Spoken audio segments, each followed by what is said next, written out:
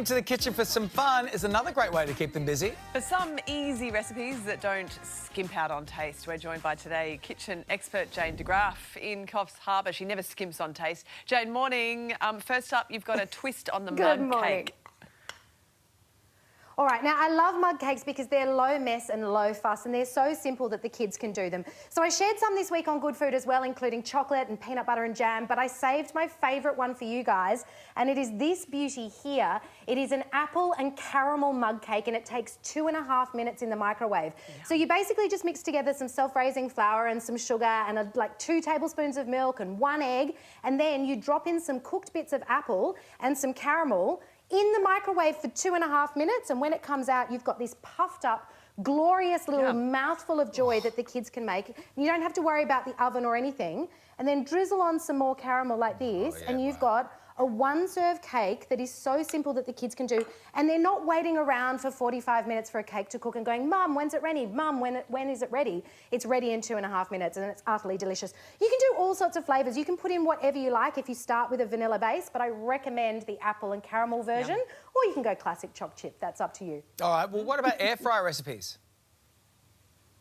Oh, look at this. This is a cookie, David, that is as big as my head. Oh, it's like goodness. bigger than my face. Legit. This is a 10-minute air fryer cookie. I love this. It's just a cup, you know, it's a little bit of flour, a little bit of milk, some butter and some brown sugar mixed together. You get the kids to do it, and then they can fold in whatever they like. I've got a cherry choc one here, and I've got a choc chip one. But then you flatten it out, pop it into the air fryer, 10 minutes in the air fryer, and you have this giant cookie all done. Again, so simple that the kids can do it. And, like I said, it's bigger than my head.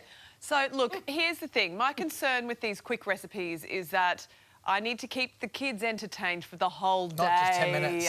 What's something that's going to keep them busy all arvo? All right, I love this.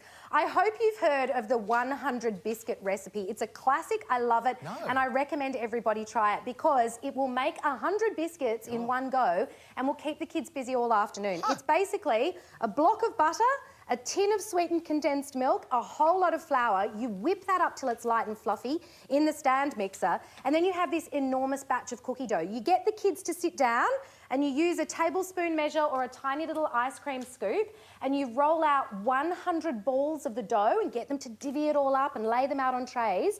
And then you make a thumbprint in each one and you fill the middle with whatever you like. So I've gone classic jam for a jam drop here. I've got some beautiful hundreds and thousands ones that have freckles in the middle. But with your 100 cookies, you just lay them all out, get the kids to personalise them, and it takes them all afternoon to roll the balls and then bake them, and you've got 100 bickies for when their friends come over. It's fantastic. That's so a really easy. good one. I've never heard that one. That's Love great. What can you make, though, when you don't have too many ingredients in the house? Like, you've got to go shopping. All right.